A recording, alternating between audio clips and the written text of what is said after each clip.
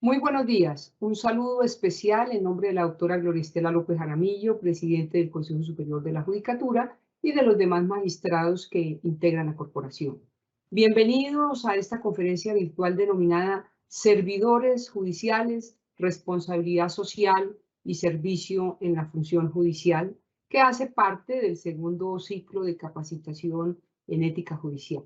Dentro de los propósitos trazados en este nuevo ciclo de ética judicial, la Escuela Judicial Rodrigo Lara Bonilla se ha enfocado, entre otros, en profundizar sobre la dinámica de este trascendental tema en sus contenidos, alcances e implicaciones que para el ser humano en su rol de servidor judicial es importante, es relevante, como uno de los servicios de los cometidos más importantes del Estado social de derecho como es la administración de justicia. Es común pensar que la práctica judicial se limita al conocimiento y a la correcta aplicación de los preceptos jurídicos, de los procedimientos, de los contenidos dogmáticos o teóricos. Sin embargo, es deber de los servidores judiciales impactar de forma positiva en la sociedad a través del arte de lo bueno y de lo justo, que junto a los preceptos legales edifican una justicia independiente, imparcial, transparente, efectiva y equitativa en pro del mejoramiento de la administración de justicia y el fortalecimiento del bienestar del conglomerado social. La conferencia de hoy tiene como propósito abordar el tema de la ética enfocada hacia el servidor judicial como realidad social y construcción normativa para lograr la administración de justicia a partir de la tríada ethos, logos, patos, aportando al funcionario judicial las herramientas idóneas para superar los desafíos que la práctica judicial colombiana nos exige de cara a la pandemia y de cara a nuestra realidad social. El día de hoy tenemos el honor de contar con la presencia del doctor Félix Adolfo Lamas, abogado y doctor en Ciencias Jurídicas summa cum laude. Es miembro del Instituto de Derecho Penal de la Academia Argentina de Derecho, profesor titular del doctorado, posgrado y grado. Actualmente se desempeña como juez de la Cámara Penal de la provincia de Buenos Aires, Argentina, hermano país que tenemos cosas en común, que compartimos algunas idiosincrasias y que desde esa bella tierra del sur de América nos acompaña. Doctor Félix Adolfo Lamas, es un honor, es un gran gusto tenerlo con nosotros. Bienvenido, tiene el uso de la palabra. Bueno, muchas gracias, doctora Mari Lucero Novoa, directora de la Escuela Judicial. El honor es mío. La saludo a usted desde Buenos Aires, República Argentina, desde la provincia de Buenos Aires, República Argentina. El saludo lo hago extensivo también a la doctora Gloria Estela López Jaramillo, presidente del Consejo Superior, y a todos los servidores y servidoras judiciales y demás personas que se han conectado a esta videoconferencia. Bueno, en Buenos Aires estamos al sur, como bien decía la doctora Mari Lucero Novoa. Está haciendo frío en este momento en la provincia de Buenos Aires. Yo traje algo muy sencillo para reflexionar con ustedes, para conversar con ustedes y para pensar. Para que pensemos hoy y para que sigamos pensando después, ¿verdad? Y son 3 preguntas para reflexionar juntos. A cada pregunta le asigné uno de los conceptos fundamentales de la tríada del ser humano, que muchas veces se atribuye mal, ¿no? Gracias a Internet o a algunas divulgaciones masivas erróneas, se atribuye solamente a la retórica y en realidad tiene que ver con la formación de todo el ser humano.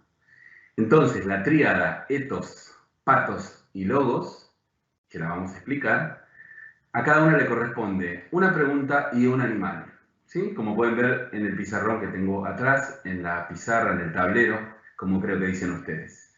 Las preguntas son, la primera, ¿hay una ética propia del servidor judicial? ¿Realmente hay virtudes propias o basta con ser una buena persona? Primera pregunta.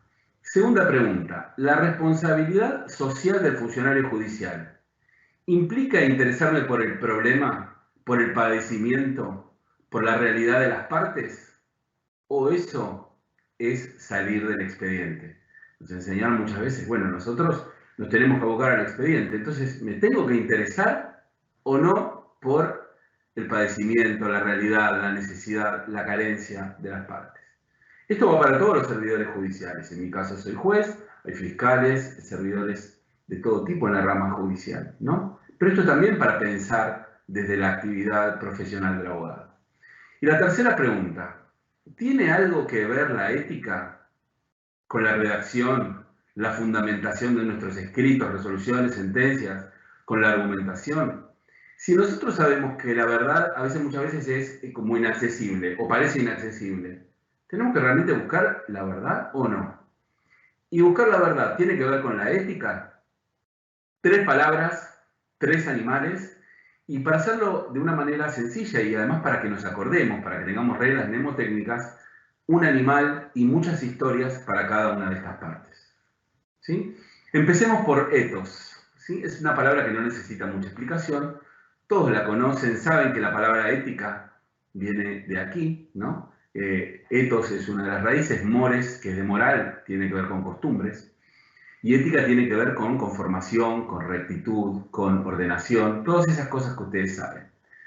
Pero a mí me gusta pensar en esta palabra con una historia árabe, una historia muy antigua árabe, que se le atribuyen a algunas tribus sufíes, pero es más antigua todavía, que ustedes conocen. Les voy a traer algunas historias que ustedes conocen y algunas que quizás no. Esta seguro la conocen. Esta es la historia de una tigresa embarazada que va a cazar. Y cuando está haciendo la carrera final, cuando se está acercando a las ovejas para comerse una ovejita, porque de eso viven los tigres, ¿verdad? Como estaba embarazada, estaba muy cansada y ya estaba por tener a su cachorro, hace la última corrida y muere ahí, y cae muerta. Las ovejas, cuando ven que está muerta, se acercan todas y la empiezan a mirar. Y de repente sale, naturalmente, el tigrecillo de la panza, del vientre de la tigresa muerta. ¿Sí? El último trabajo de parto, el último estertor es el trabajo de parto, y ahí sale el pequeño tigrecillo. Las ovejas lo ven y ven que es chiquito y ven que es inofensivo. Y el tigrecillo necesita agua, necesita vivir. Y las ovejas lo adoptan como una oveja más. Y crece el pequeño tigre creyendo que es oveja. Y uno dice, bueno, ¿estaba feliz con ser oveja? No lo sé. Es difícil pensar, ¿no?, en la felicidad de los, de los tigres, ¿no? Pero lo que es cierto es que iba perdiendo el color del pelaje. Los dientes se le iban poniendo negros, se iba poniendo enfermo, se iba demacrando. Y cada vez estaba peor de salud. Un día llega a esa pradera un tigre grande, adulto, maduro, grande, fuerte. Y cuando ve al tigre y ve ese espectáculo bochornoso, que es un tigre prácticamente muerto de inanición, sin color, sin dientes, lo ve rodeado de ovejas, enojado, baja hasta el lugar, caza una oveja y se lleva al tigrecillo. El tigrecillo, que claro, obviamente se creía oveja, ¿verdad? Entonces creía que lo iban a comer. Entonces estaba esperando solamente el momento para que lo coma. Y en lugar de comerlo, el tigre le da a comer un poco de oveja, que le parece repugnante, porque él se consideraba oveja. Lo que pasa es que era necesario para él. Después de un tiempo de adiestramiento, después de un tiempo de acompañarlo, después de un tiempo de darle alimentos que eran alimentos que realmente a él lo formaban, que realmente a él le servían, alimentos que a él lo hacían crecer, empieza a crecer mejor su pelaje, se empiezan a marcar las rayas de su piel, el amarillo de su piel, empiezan a salir los dientes, empieza a cambiar, empieza a caminar diferente. Pero ¿saben qué? En vez de rugir, hacía ve y seguía siendo como oveja. Entonces, la prueba final que hace el tigre adulto es llevar al tigre hacia el lago, y el tigrecito dijo, sí, ahora sí que me come. Lo lleva hacia el lago, lo pone enfrente del lago y le muestra su verdadero rostro. Y ahí, luego de primero ver, de primero asustarse, el tigrecillo se reconoce. Y una vez que se reconoce y supo quién es, rugió. Los árabes hablan del rugido del tigre como el momento en que el ser humano descubre quién es. Descubre su esencia, descubre su ser. Podemos estar toda la vida creyendo que somos ovejas y somos tigres. Ese es el momento de descubrimiento para los sufíes, el momento de maduración, el momento de crecimiento. Y es el punto máximo de la ética. La ética no como un conjunto de virtudes particulares, sino como la conciencia del ser. Porque una vez que yo soy tigre, tengo que responder. De ahí viene la palabra responsabilidad, ¿verdad? Soy tigre, respondo a mi condición de tigre. Me guste o no me gusta, mucho más en nuestro caso que nosotros elegimos ser tigre. Entonces el espejo, la reflexión, la palabra reflexión viene de flexionarse sobre uno mismo. El espejo, la reflexión, el mirarse, el reconocerse y el formarse hizo que él supiera quién es y una vez que supo quién es puede responder, ¿sí? Puede rugir y puede responder. Ahora, nosotros nos preguntamos, ¿y quiénes somos nosotros? Más allá de ser humanos, ¿hay una vocación particular para ser servidor judicial? Y para los que no son servidores judiciales, para ser abogados. Nosotros llamamos abogados de la matrícula aquí en Buenos Aires. ¿Hay una vocación especial? Más allá de la vocación particular humana, que es una vocación magnífica. ¿Hay una vocación particular al servicio de la justicia? Yo creo que sí. Pero a mí me gusta, en lugar de ver, como les decía, las virtudes de alguna manera extirpadas, ¿no? Y ver virtud por virtud por virtud, y decir, bueno, el juez tiene que ser prudente, tiene que ser justo. En lugar de verlo así, me gusta verlo de la manera completa, como la veían en este caso la mitología griega, ¿no? Como la veían los griegos. Y ellos hablaban de una virtud total. Después, en el siglo IV a.C., Aristóteles explica esta virtud dividiéndola según el objeto. Pero la primera virtud, la virtud griega, que coincide con muchas otras civilizaciones, es la llamada arete. ¿Sí? Entonces, arete es la virtud particular que tiene que ver con tu esencia humana, pero también con tu esencia particular, con tu vocación particular, servidores judiciales y además con tus dones particulares. Y esa arete, como cualquier virtud, se forma con la repetición de actos, se forma como cualquier virtud con conciencia, ¿sí? Es una virtud total. Y una vez que uno tiene esta virtud, no necesita andar pensando, no necesita andar resolviendo demasiadas situaciones particulares, en este caso éticas, porque la virtud ya la tiene.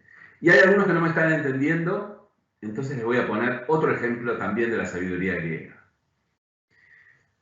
Esta es la historia de Filoctetes, ¿no? La escribe Sófocles, el sabio Sófocles. Con esta historia ganó unas Olimpiadas, ¿verdad? Y Sófocles, en el verso 110 del Filoctetes, trae una frase que es para mí maravillosa. ¿Qué cara hay que poner para decir una gran mentira?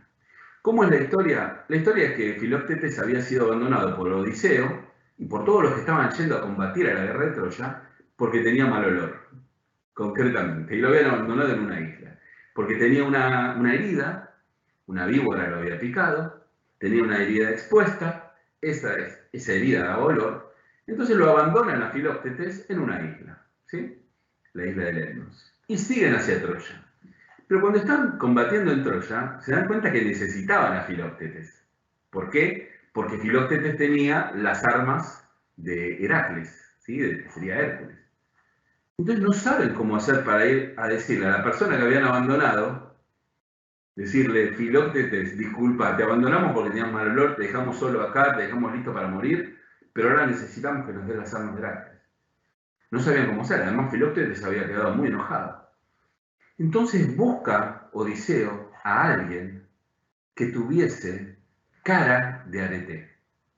Porque como decían nuestras abuelas, las personas que tienen esta arete, que tienen esta virtud total, que tienen esta conciencia recta, que responden a su vocación, tienen cara de eso, ¿sí?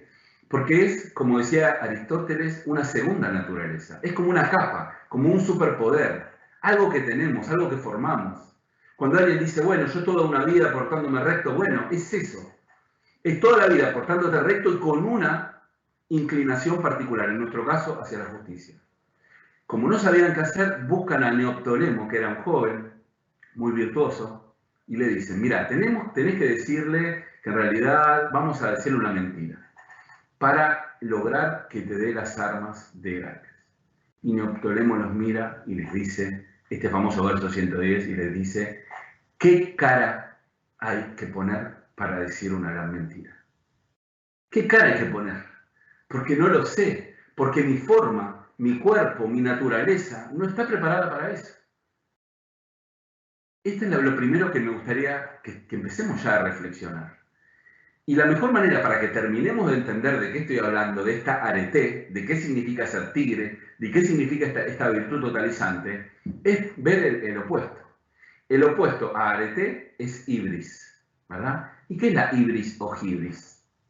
Es justamente, el origen es el exceso en el límite, el sobrepasarse del límite. Concretamente se refiere incluso al límite, por ejemplo, en las comidas, ¿verdad?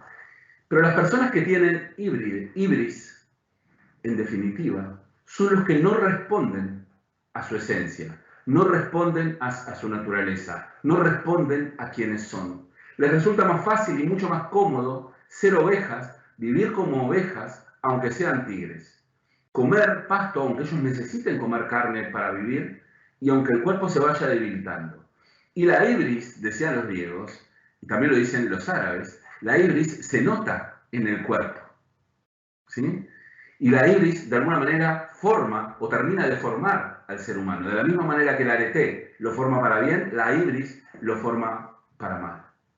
Entonces, ¿cómo hacemos para no estar en esa ibris? ¿Y cómo hacemos para formarnos? ¿Y cómo hacemos para tener esta virtud compleja y concreta que tiene que ver con nosotros, con los formadores judiciales? Es un camino muy largo, pero el comienzo es muy sencillo. Y es la separación del estímulo de la reacción. ¿Sí? Alguien me dice, por ejemplo, un insulto y yo respondo al insulto. Tengo necesidad de dinero, busco dinero como sea. Respondo al apetito concupiscible, ¿no? Al apetito irascible. Respondo. Tengo un estímulo exterior y respondo. ¿Sí? Esa respuesta inmediata al estímulo exterior es lo que nos quita la posibilidad de entrar en nosotros mismos, de reflexionar, de buscar quién somos. ¿No? Es muy sencillo entonces. ¿Qué es lo que hay que hacer para formarnos? Separar el estímulo de la reacción. Por ejemplo, yo estaba el otro día en la autopista, ¿no? En la carretera, y venía con mi auto y viene un auto atrás y me empieza a hacer luces, a hacerme luces altas, de alguna manera a molestarme, a tocar mi bocina y a insultarme de lejos. Yo tenía dos posibilidades. Posibilidad número uno, enojarme, ¿no? Poner los frenos, molestarlo, entrar. Pero eso me podía traer inconvenientes grandísimos, incluso mi vida me podía costar. Me podía costar hasta mi puesto, ¿sí? Mi trabajo, pero no solamente eso, sino mi vida. Entonces, pero inmediatamente me daba ganas de enojarme y decirle, pero este es el lugar, este es mi carril. Lo mismo pasa cuando un abogado va a una mesa de entradas y quizás es un abogado que está en un mal día o está en un mal momento y maltrata a alguien de la mesa de entradas en una oficina judicial, o al revés, o el de la oficina judicial maltrata al abogado. Tenemos dos posibilidades, responder al estímulo con reacción inmediata o tenemos la posibilidad de separar. ¿Vieron que las personas que están en control de la ira, justamente lo que hacen es contar 10 segundos? ¿Sí? Bueno, no te enojes, contar 10 segundos, 1, 2. Bueno, esto es simplemente, pero de una manera muy poco sofisticada, separar el estímulo de la reacción. Si yo separo el estímulo de la reacción, ahí entra todo. ¿Y qué es lo que entra? La formación, la educación. Entra la formación de la conciencia, la educación de la conciencia y la formación específica. Porque la ética, y la ética profesional, y la ética profesional social, y la ética del servidor judicial, implica la formación. La formación no solamente de la conciencia, la formación no solo de las virtudes, lo que se llaman las virtudes comunes, o podemos llamar las virtudes cardinales, como prudencia, justicia, fortaleza, templanza, que son esenciales, que son importantísimas. Pero además de eso, tenemos que formarnos en la sabiduría.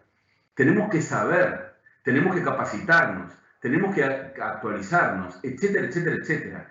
Todo eso, la formación nos ayuda a saber quiénes somos. Nos ayuda a terminar de delimitar nuestros límites. Nos ayuda a ver justamente, como decía al comienzo la doctora Mari Lucero Novoa, nos ayuda a ver exactamente quiénes somos, a qué venimos. Y cuanto más nos conozcamos a nosotros y más queramos responder a quiénes somos, mejor va a ser nuestra formación. ¿Entienden? Entonces, el conocer quiénes somos, más el acto de voluntad, más la separación del estímulo de la reacción, nos va acercando a nuestra ética propia. ¿Sí?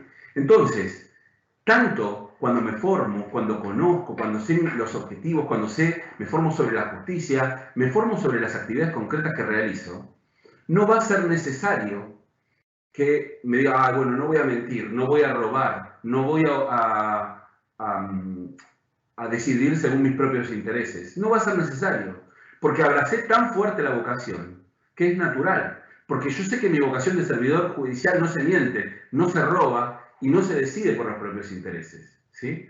Entonces, si conozco mi función judicial, sé que mi función judicial es para los demás. ¿Sí? Pero tan importante es esto, que va a pasar como neoptolemo, se va a notar y lo van a notar las demás personas. Entonces no me van a venir a ofrecer un acto de corrupción, no me van a pedir que mienta, no me van a pedir que robe. Porque es claro que soy un tigre. Es claro que soy un tigre, es claro que sé quién soy y es claro que puedo responder por lo que soy. Entonces, lo primero, saber quién somos.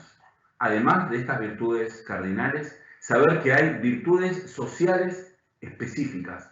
Virtudes sociales específicas que tienen que ver con qué? Con esto, con nuestra tarea de servidores judiciales. Y hablando de virtudes sociales específicas, el gran tema del servidor judicial es el tema del patos. ¿Sí? Ethos es una palabra más conocida, patos es un poco más desconocida. Patos hace referencia a padecer. ¿Sí? El patos es lo que padezco.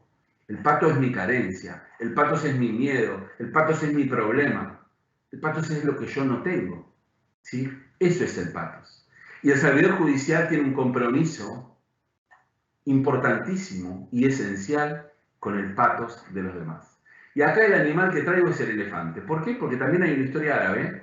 Hoy estoy más con árabes y griegos, ¿verdad? Hay una historia árabe que también ustedes la conocen, que es una historia muy conocida, que es la historia de los 6 ciegos y el elefante, ¿verdad? Son 6 sabios ciegos muy importantes, muy reconocidos, muy escuchados por toda la comunidad, que les dicen, bueno, miren, llegó un elefante a nuestra ciudad, a nuestro pueblo, y queremos que ustedes nos digan qué es lo que piensan del elefante, que nos definan el elefante, que nos conceptualicen al elefante, ¿no? La gente lo podía ver al elefante, pero bueno, querían saber más sobre el elefante. Y para eso le preguntaban ¿a quién? A los sabios, los 6 sabios de la ciudad. Pero estos 6 sabios eran ciegos, ¿no? Entonces van los sabios, se presentan frente al elefante, y el primero, el más atropellado, el más atolondrado, decimos nosotros, se tira contra el elefante y choca contra el costado. Y cuando choca contra el costado, toca un poco y dice, ya sé lo que es el elefante. Señores, el elefante es como una pared, porque acaba de chocar con el costado del elefante, ¿no? Pero es una pared que es un poco mullida, es gruesa y mullida. Y se va contento. Y va diciendo, pared gruesa y mullida. Y va otro de los sabios ciegos y se cruza con los colmillos, que casi se lo clava. Dice, no, el elefante no es eso. El elefante es una lanza. Es algo puntiagudo, es algo filoso, es algo que nos puede lastimar, es algo que es muy peligroso, y es muy peligroso que esté en esta ciudad. ¿Sí? Entonces se va con una pequeña marca en la frente, se retira y dice, el elefante es una lanza, el elefante es puntiagudo, el elefante es peligroso. El tercer sabio, ustedes ya conocen esta historia, y los que no la conocen ya se la están imaginando, el tercer sabio se enfrenta con la trompa lo rodea, el elefante lo rodea con su trompa, entonces lo toca así y dice, no, estáis equivocados, el elefante es como una serpiente. Es como una serpiente que se enrolla, pero estoy de acuerdo que es peligroso. Y el primero dice, no, no es peligroso, es como una pared. El otro dice, sí, es peligroso, es una lanza. Este dice, no, es peligroso porque es como una serpiente, que te puede atrapar, que te puede envolver. Y viene el otro sabio, que era un poco más viejo, despacito, despacito, y se encuentra con la cola. Y dice, no, el elefante es inofensivo. El elefante es como una cuerda que cuelga. Lo que pasa es que ustedes no lo han percibido bien. El elefante es una cuerda. Y viene el quinto sabio, y el elefante justo estaba moviendo la oreja, y con la oreja le golpea la cara, y le da un poco de aire. Y dice, no, el elefante es como un abanico. Y viene el sexto sabio, se abraza con la pata porque se choca con ella, y dice, el elefante es como una palmera. ¿Sí? Porque se parece al tronco de una palmera. Este cuento, esta historia, nos muestra que los 6 sabios tenían razón. Los 6 sabios estaban en lo cierto, porque en definitiva lo que estaban diciendo no era mentira, solamente que estaban definiendo por características, por accidentes, por cualidades específicas exteriores, pero no estaban viendo el todo. Y no lo estaban viendo porque tenían un patos, una ceguera, un padecer. Y todos nosotros tenemos un patos. Y todos nosotros la realidad la vemos según nuestro padecer. Esto lo dicen las historias árabes, lo dicen las historias griegas, lo dice la mitología, pero también lo dicen las neurociencias y los psicólogos hoy día, ¿verdad? Todos vemos la realidad, teñidos por nuestras circunstancias, por nuestros padeceres, por nuestra realidad. Las personas, las partes, vienen a nosotros a un juicio con un problema concreto, con una realidad concreta, con una carencia concreta. Todos, en un juicio penal, en un juicio civil, en un juicio contencioso administrativo, ¿sí? Entonces, la ceguera a los sabios les nubla, no les deja ver la totalidad. Les hace ver solamente una parte de la cuestión, que como les decía, no es una parte que esté equivocada. Pero existe una necesidad, hay una realidad, hay un elefante. Entonces, nosotros como servidores judiciales tenemos la posibilidad de ver todo el elefante, sí, pero también tenemos la posibilidad de entender la carencia, de entender el patos, de entender la necesidad. Nosotros, más allá de nuestro patos particular, tenemos la posibilidad, y de ahí tenemos la obligación, y tenemos que responder a esa obligación, de tener en consideración, de tener en cuenta el patos, la necesidad, el problema, la tragedia de las partes en particular. Entonces, no es solo el expediente, es el expediente con las personas que vienen al expediente. Obviamente, el expediente es nuestro campo de batalla, el expediente es nuestro campo de visión, el expediente es el lugar que nosotros tenemos asignado. Y es también de justicia que no nos movamos del expediente. Pero dentro del expediente tenemos que estar ahí. Tenemos que encontrarnos con ¿qué? Con esa realidad. Por eso, decían los antiguos, incluso referido a la función judicial, que el juez, el fiscal, el empleado judicial, cualquier servidor judicial, tiene que hacer lo que se llama, en la mitología, el camino del patos. ¿Y en qué consiste este camino del patos? Este camino del patos consiste en salir de nuestra propia mirada, salir de mirar nuestro propio ombligo, nuestra realidad, no reflexionando para ver, para conocernos y saber quiénes somos, sino viendo nuestro problemita, viendo nuestro patos y que ese patos tape a lo demás. Fíjense que cuando nosotros decimos antipático, apático, simpático, empático, ¿sí? Son todas palabras que la segunda parte es pático, ¿verdad? ¿Y a qué se refiere cuando hablamos de pático? Hablamos de patos. Entonces, ¿cómo se llama a la persona que solamente puede ver su propio patos, su propio padecer, su propio problema y no puede ver el padecimiento de los demás? Se llama caracteropático. Su carácter, en griego carácter con K y con H, su carácter no le permite ver su propia realidad, su propio problema, su propia frustración, su propio miedo, su propia necesidad, le impide ver el problema de los demás. ¿Sí? Ese es el punto de salida. El camino del patos es como el camino del héroe en la mitología. Y el caracteropático es como un adolescente. ¿Vieron esas personas cuando están creciendo que tienen 11, 12, 13, 15, 17 y ahora cada vez más, ¿no? 18, 20 años, que viven como esa adolescencia? Y uno dice, che, se cayeron las torres gemelas. Dice, bueno, ¿qué me importa que se cayeron las torres gemelas? ¿No ves que tengo un problema? Mi novia me dejó. Y decís, mirá esa persona que tiene una necesidad en la calle, mirá el patos de esa persona, mirá esa necesidad. Dice, no, pero ¿no te das cuenta que yo estoy con un montón de hambre yo y ahora en este momento? ¿Sí? El patos, la necesidad propia. Esas personas se llaman caracteropáticos. Entonces, el camino del patos empieza con uno caracteropático. Hay que salir de ahí. Nosotros necesitamos salir de ahí. Nosotros no nos podemos dar el lujo y tenemos la obligación de dejar de ensimismarnos, de meternos, de quedarnos solo con nuestro problema personal. Y el paso siguiente, aunque ustedes no lo crean, en la formación del ser humano, en la mitología, es el antipatos. Uno dice que sería el antipático, ¿verdad? En español, antipático. ¿Por qué es mejor el antipático que el caracteropático? ¿Por qué? Porque el antipático, por lo menos, percibe el padecer del otro, el patos del otro, la necesidad del otro. Lo percibe, pero le rechaza. Está mal, y claro que está mal, pero es un paso.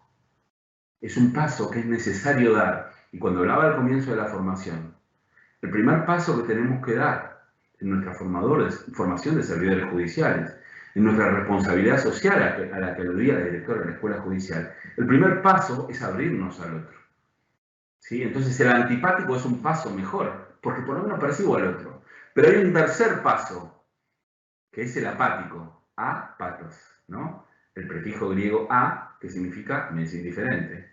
¿Sí? Entonces me es indiferente que el patos del otro. Es un paso, es mejor. Por lo menos, por lo menos percibo el patos del otro, por lo menos no me da rechazo, pero bueno, me es indiferente. Nosotros, los servidores judiciales, ¿nos tenemos que quedar con esto? ¿No tenemos que quedar con la apatía? No, tenemos que avanzar. ¿Cuál es el paso siguiente en el camino del patos? Es el ser humano simpático. En griego es sin con Y, ¿no? Sin y con N, simpatos. Sería simpático en español. ¿Y quién es el simpático? El simpático es lo que nosotros conocemos por simpático. Esa persona que percibe el patos del otro, el padecer del otro, la necesidad del otro, el miedo del otro, lo que está viviendo el otro en este momento, pero de una manera superficial. ¿Por qué cae bien el simpático? ¿Por qué es agradable el simpático? Porque va percibiendo a las otras personas, aunque de una manera muy superficial, pero las va percibiendo, las va entrando en su círculo. Entonces es, bueno, ¿qué pasa? Jaime, estás caído, no te preocupes, vamos para adelante. Sí, Rafael, vamos. ¿Por qué? Soy simpático. Parece que estoy percibiendo el patos de los demás, pero es muy superficial. Entonces, ¿el servidor judicial debe ser simpático? No, tiene que ser algo más que el simpático. Y ustedes ya lo están pensando, que es en griego es E-I-N, patos, que sería empático, ¿verdad? El empático es el paso siguiente. ¿Quién es la persona empática? La que percibe el padecer del otro, la necesidad del otro, el problema del otro, y una vez que lo percibe en profundidad. Entonces el empático nos da esta tranquilidad de que por lo menos somos entendidos, de que nuestro problema es entendido, de que nuestro problema llegó al servidor judicial. Esto es mucho mejor que ser caracteropático, el que miraba su ombligo, mucho mejor que ser antipático, el que lo percibía pero decía no, mucho mejor que ser apático, el que no le interesaba, mucho mejor que ser simpático, que es el que lo veía de una manera superficial. El empático lo ve en profundidad. ¿Los servidores judiciales tenemos que ser empáticos? No, hay algo más. Y el fin del camino del patos es cum patos, es el compasivo. No solamente percibir el patos del otro, sino intentar vivirlo. Y el cristianismo trajo una virtud maravillosa que es la misericordia, y es no solamente percibir la carencia, la necesidad del otro, y poner el corazón en esa necesidad, sino que intentar remediarla. ¿Sí? Intentar dar a quien no sabe, el que pide justicia, dársela, entender la situación, reparar, ayudar, comprender el patos del otro, la necesidad del otro, la carencia del otro, el miedo del otro, repararlo, sanarlo. Yo creo que ahí, en el cum patos, en la compasión, está la clave para que nosotros podamos ver el elefante entero. Podamos ver toda la situación, sin desprestigiar a ninguno de los sabios ciegos que vio solamente una parte. Entender que lo ven así, ¿por qué? Porque tienen esa ceguera que es su propio padecer, su propia necesidad, su propio interés. Nosotros lo tenemos que ver desde el otro lugar. Entonces, ¿el servidor judicial tiene que ser compasivo necesariamente? Sí. Necesariamente sí. Porque no podemos hacer oídos sordos a las necesidades de los demás, a los problemas de los demás. Porque no vienen robots a nuestras salas, a nuestros tribunales. Vienen personas de carne y hueso que tienen problemas reales. Y cuando viene un imputado, cuando viene un procesado en un juicio penal, también es un ser humano que tiene problemas, necesidades reales. Y también está la víctima que tiene problemas y necesidades reales. Y la sociedad entera que tiene problemas y necesidades reales. Esos problemas, esas necesidades, esos miedos, esas carencias, esas faltas, en lo que concierne a nuestro ámbito jurídico, nosotros tenemos que tenerlas en consideración y abrirnos a los demás. Entonces, punto 2, patos, ¿sí? Ver el elefante, entender a los sabios ciegos, pero nosotros tenemos que ver el elefante entero. Y una vez que lo vemos, tenemos que intentar tenemos que intentar percibirlo en profundidad y tenemos que intentar reparar. Tercer punto. El tercer punto es el logos, también muy conocido seguramente por ustedes, ¿no? El animal acá es, logos, como ustedes saben, palabra, verbo, ¿no? Significa. El animal que se suele usar es el águila, ¿no? ¿Por qué? Porque el águila es un animal, es un ave que tiene la posibilidad de volar muy alto, de ver las cosas con muchísima profundidad y con muchísima perspectiva, de ver las cosas desde la universalidad, desde arriba, pero también de llegar a lo particular, ¿sí? Entonces es de alguna manera como una figura de unir el conocimiento universal y llegar a la situación particular. Como ustedes saben, la palabra hermenéutica, interpretación, que es una de las funciones más esenciales que tenemos los servidores judiciales, la palabra hermenéutica viene del dios Hermes, ¿sí? Y el dios Hermes justamente tiene alas, en cualquier representación la pueden buscar, tiene unas alas al costado. ¿Por qué?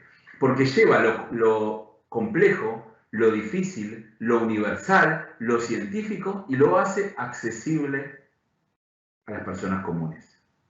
Entonces, cuando hablamos de logos en los servidores judiciales, ¿de qué estoy hablando? Estoy hablando de eso, de no rebajar el conocimiento, no rebajar la formación que tenemos y la formación específica que tenemos que constituye nuestro ser. No particularizarla, hacer una cosa que sea solamente para que sea comprensible para los demás. No, traer eso, pero una vez que lo traemos, hacerlo comprensible, traducirlo, interpretarlo, lo ininteligible o inteligible solo por nosotros, hacerlo inteligible, darle claridad, darle comprensión, hacerlo comprensible sin faltar a la verdad, ¿sí? Entonces, el tema de la verdad es otro tema asociado, muy pegado al tema de la ética, ¿sí? No podemos alejar nuestra función de servidores judiciales de la verdad. No, bueno, porque la verdad es muy difícil, relativa. No. Ahora vamos a ver. Hay diferentes de qué hablamos cuando hablamos de verdad, ¿no? Pero hacerlo comprensible sin faltar a la verdad. Y para hablar con verdad, nosotros tenemos que tener un lenguaje claro, porque el lenguaje de alguna manera es el transmisor, es el vínculo, es el canal. Tenemos que tener un lenguaje claro, pero sin que deje de ser preciso, ¿no? Como decía el escritor argentino Borges, nosotros de las diferentes palabras, por ejemplo, que podemos usar, tenemos que usar la más precisa, porque justamente nosotros tenemos un saber que tenemos que aplicar, pero entre las palabras más precisas tenemos que buscar la palabra más sencilla. Y ustedes me van a decir, pero volvé al tema de la verdad, porque el tema de la verdad es muy difícil en un expediente. Yo en el expediente me van a decir, no busco la verdad, busco resolver. Eso es lo que se llama en argumentación eikos, que es conocimiento probable, ¿sí? Águilas y eicos. Conocimiento probable práctico. Si yo estudio el expediente, si yo investigo, si además yo estoy formado, si además hice mi formación, que es parte de la ética judicial, si además hice todo eso, yo no voy a llegar a lo que se llama conocimiento apodíctico, es decir, 2 más 2, 4, una verdad apodíctica. No voy a llegar a un conocimiento con acriberia, ¿sí? Que es el de las ciencias exactas. No es hidrógeno más oxígeno es agua, no. Pero sí voy a llegar a un conocimiento probable, eicos. Sí voy a llegar a una verdad probable. ¿Y cómo llego a la verdad probable? Llego desde el caso, llego desde la realidad. Entonces, traigo mi conocimiento que está arriba, como el águila. Lo veo desde arriba, veo la situación desde arriba, traigo mi conocimiento, mi ciencia, mi arte, como decía la doctora María Lucero Novoa. Traigo todo eso, pero lo traigo a la realidad, lo traigo al caso concreto y desde el caso, que es lo que los griegos llaman epagogé, desde el caso resuelvo.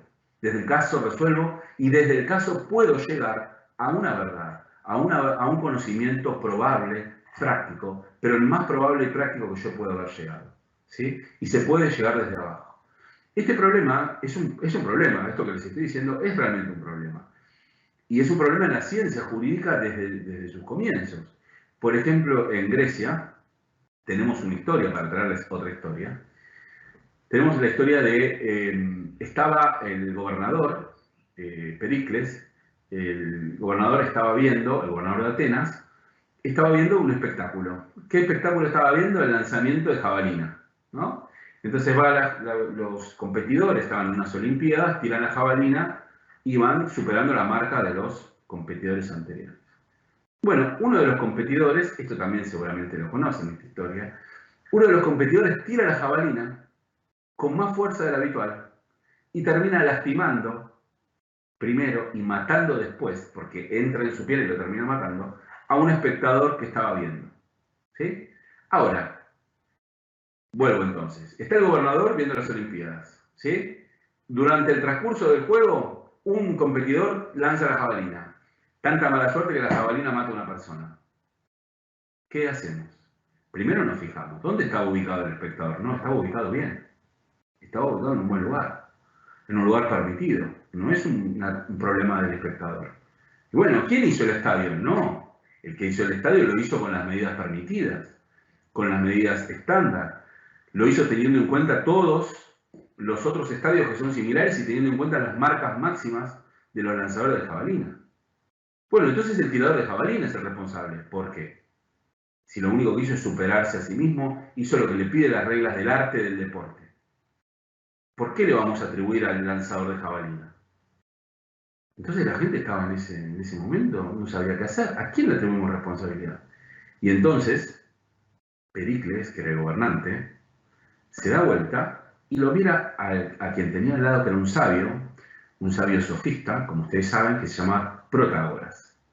Y dice, Protágoras, ¿quién tiene responsabilidad acá? ¿A quién le atribuimos responsabilidad? No tengo ni idea, ¿cómo lo resuelvo? Y Protágoras le dijo, vos elegí al que quieras, o escuchá el clamor popular, elegí al que quieras y yo invento un razonamiento para justificar eso. Eso es como si fuera la ibris. Ese es el exceso del límite. Eso es lo que no hay que hacer. Esa es la nueva argumentación falsa, una de las ramas de la argumentación falsa, que dice, bueno, la verdad es inaccesible, entonces no me importa. La elige arbitrariamente el juez, la elige arbitrariamente el fiscal o quien sea, y una vez que la elige yo argumento en favor de eso. Eso, en definitiva, ni siquiera es un intento de acercarse a la realidad, a la solución del caso, que seguramente es, como dijeron, como después este caso se vio en la Universidad de Oxford y otras universidades, seguramente la solución es que fue un caso fortuito, que no se podía evitar y no hay un responsable en principio. Pero en definitiva ese no es el tema. El tema es, ¿por qué Protágoras dice, elegí al que quieras y después yo argumento? Porque es un tipo de argumentación que llega hasta nuestros días, que está divorciada de la verdad. Dice, yo no puedo llevar a la verdad, entonces, que sea lo que sea. Entonces, decidilo vos, que sea una decisión arbitraria y después la fundamentación sí va a ser verdadera porque va a ser una buena fundamentación para justificar eso. Eso, aunque no lo crean, llega hasta nuestros días. ¿Qué es lo que creo, de lo cual estoy convencido? Es que nosotros tenemos un compromiso con la verdad. Tenemos que buscar la verdad. Que no vamos a llegar a esa verdad absoluta, a esa verdad que tienen las ciencias exactas, pero tenemos que buscarla. Tenemos que llegar a ese conocimiento probable, que es eikos, en una causa civil, en una causa penal, en una causa contenciosa. ¿Sí? No primero decidir y después argumentar y fundamentar, sino que la argumentación y la fundación sea la expresión de nuestro razonamiento. Y nuestro razonamiento quiera que llegar a la verdad. ¿Sí? Entonces, el águila, ¿verdad? El águila, el conocimiento es universal, las leyes también tienen universalidad porque tienen generalidad, están hechas para todos, pero va desde arriba, el águila ve toda la situación, ¿sí? El águila puede ver todo el elefante, no solamente la pata, la cola, etc., pero va y resuelve la situación particular. Lo difícil, su conocimiento, todo lo que tiene encima, eso que para las personas comunes es ininteligible, lo hace inteligible. Lo hace práctico, lo hace concreto, lo hace sencillo, lo hace comprensible. Pero no solamente hace eso, sino que además busca la verdad en la resolución del caso. Y esa verdad va a ser un conocimiento probable, eikos. No va a ser un conocimiento, como les decía antes, un conocimiento científico o un conocimiento que tenga otro tipo de nivel de certeza. Hablando de águilas, hay una historia de las águilas reales, que primero es una historia y después se comprobó científicamente, que es de las águilas reales, que no sé si ustedes la conocerán. Y es que las águilas reales tienen la característica que más o menos cuando tienen 40 años, yo tengo 43, por eso esta historia me pega de cerca, cuando tienen más o menos 40 años, las águilas, el pico se les empieza a poner cada vez más débil, las garras, no sé si dice garras o zarpas, o las patas empiezan a tener menos fijación, entonces empiezan a resbalar, empiezan a perder fuerza también, y las alas se empiezan a poner pesadas, y le cuesta mucho volar.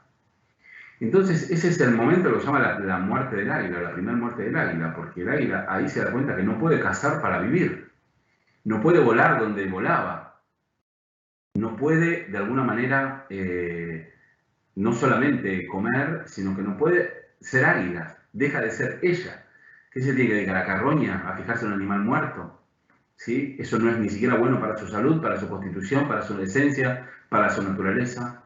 ¿Y qué es lo que hace el águila real?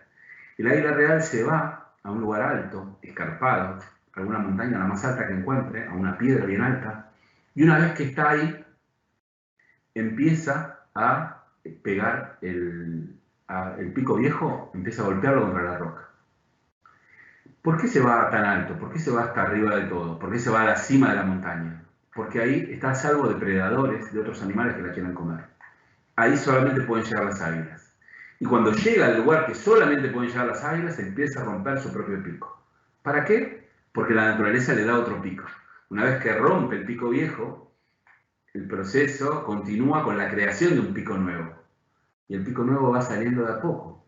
Y ese tiempo en el que sale el pico nuevo, el águila está ahí. Y el águila parece que se muere. Pero cuando sale el pico nuevo, con el pico fuerte, se saca, y con el pico fuerte se arregla sus patas, ¿sí? Se las afila, se va sacando la pata vieja y va creciendo la pata nueva, y se saca sus plumas, con el pico y con las patas, hasta que termina siendo un águila totalmente renovada. Esto pasa en la realidad, en el águila real. Dicen que es un proceso de 150 días.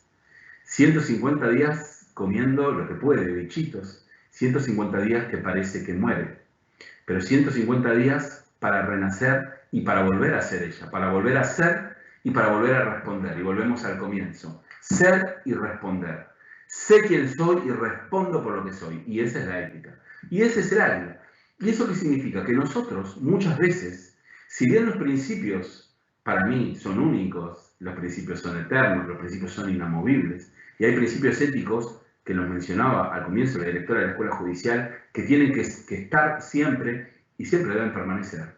También es cierto que las circunstancias cambian y que muchas veces nosotros nos tenemos que renovar, muchas veces nosotros tenemos que renacer, Muchas veces nosotros tenemos que intentar entender las nuevas realidades y muchas veces para poder entender el patos de los demás y para poder ser quien debemos ser, para poder responder a quien somos, tenemos que renacer, tenemos que morir y tenemos que nacer de nuevo. Entonces, volvemos a las tres características, ¿no? Etos, patos y logos, ¿sí? ¿Existe una forma ética específica del servidor judicial? Sí. Tiene que ver con su ser, tiene que ver con su esencia, tiene que ver con lo que es y por lo que tiene que responder, ¿sí? Entonces, y ya estamos en las conclusiones, entonces, ¿esta ética implica que sea una persona que nunca se mueve de un lugar?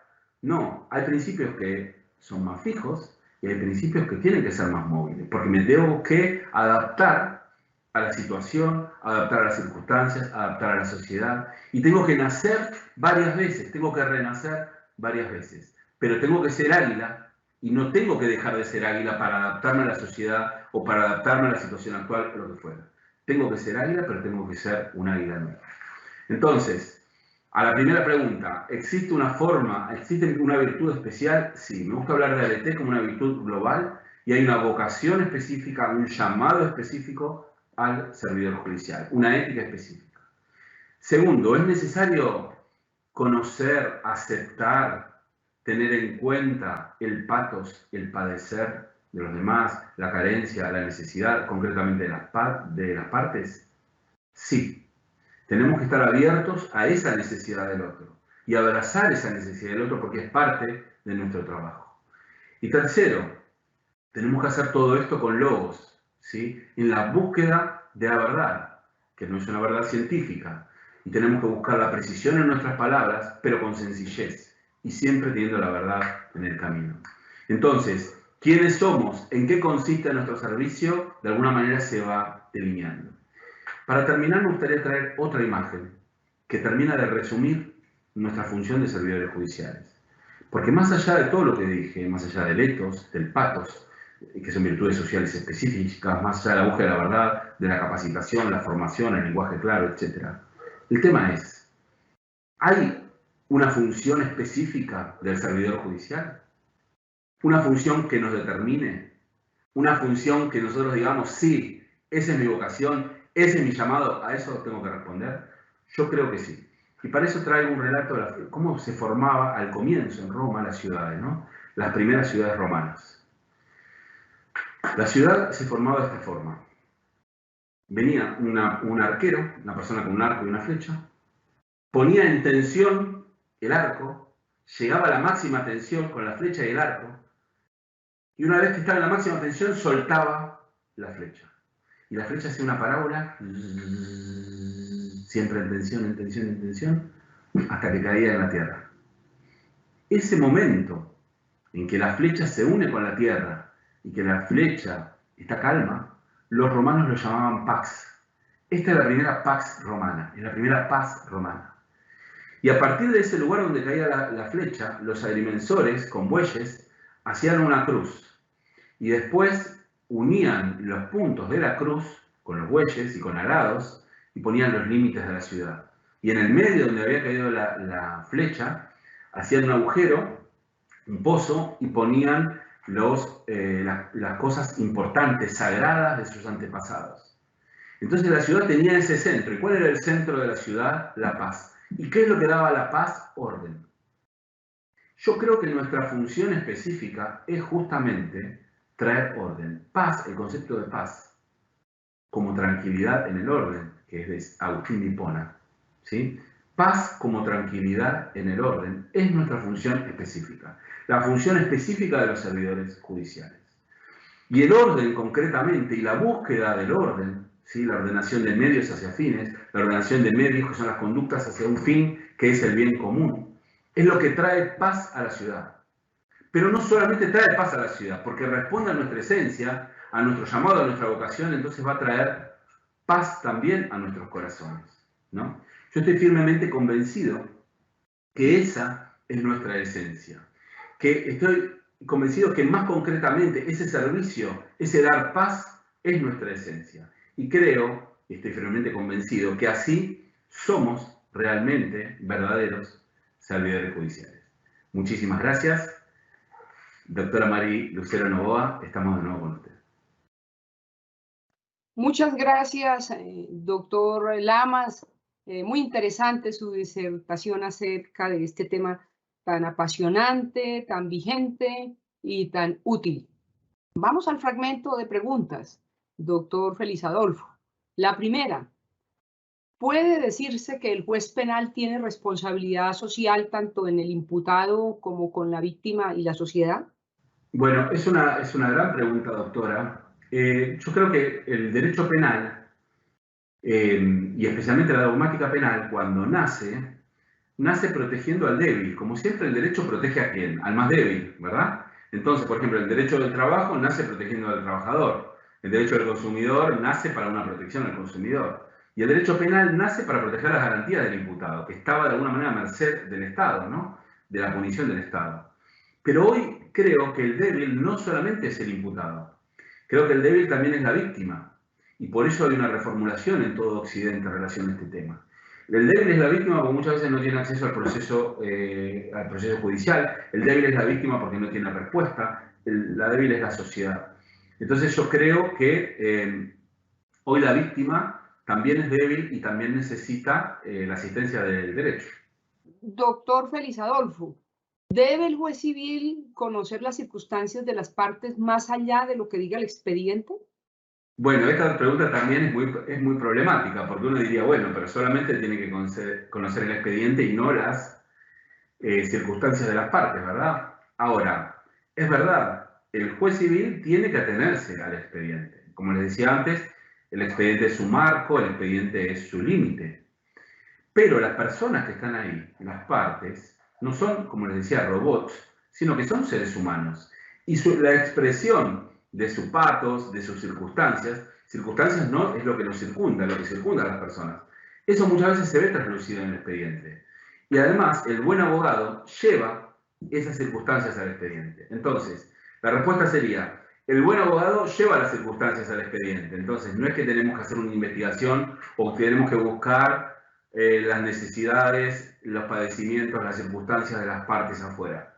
Pero tenemos que buscarlo así en el expediente. Muchas gracias por la pregunta. Doctor Félix, ¿cómo pueden relacionarse el etos, el pactos y el logos en un juez contencioso administrativo? Bueno, esto también es muy interesante porque de alguna manera termina como de completar el círculo, ¿no? Yo creo que lo que pasa con los jueces, nosotros lo llamamos en lo contencioso administrativo, ustedes lo llaman de lo contencioso administrativo, que el juez contencioso administrativo muchas veces asume la función judicial como si él fuese parte del poder administrativo, ¿no? Como si fuese parte del poder ejecutivo, ¿no? Porque de alguna manera, o un representante de los intereses del Estado en ese sentido. Yo creo que tiene una vocación específica el juez en lo contencioso administrativo y tiene que ver también con eso, con velar por los intereses del Estado, pero también velar por los intereses del ciudadano. Entonces sí, es muy complejo. Lo que no tiene que hacer es inclinarse hacia un lugar específico, ni hacia el Estado, ni proteger la protección del ciudadano, ¿no? Es un juez que tiene una función bastante complicada, tiene el patos específico, es la necesidad del ciudadano, también está el patos específico, la necesidad del Estado, que muchas veces necesita recursos, etc. Tiene que tener una formación específica dentro del etos y tiene que tener una formación específica también dentro del logos. El juez contencioso administrativo tiene que ser más claro que cualquier otro juez, ¿no? Lo mismo que el juez penal, cuando están tocando esos lugares que están, por algún motivo, se rodean siempre de garantías. Las garantías penales, las garantías en el proceso contencioso administrativo. ¿Por qué se rodean? Porque hay situaciones de mucha debilidad muchas veces, ¿no? En el ciudadano.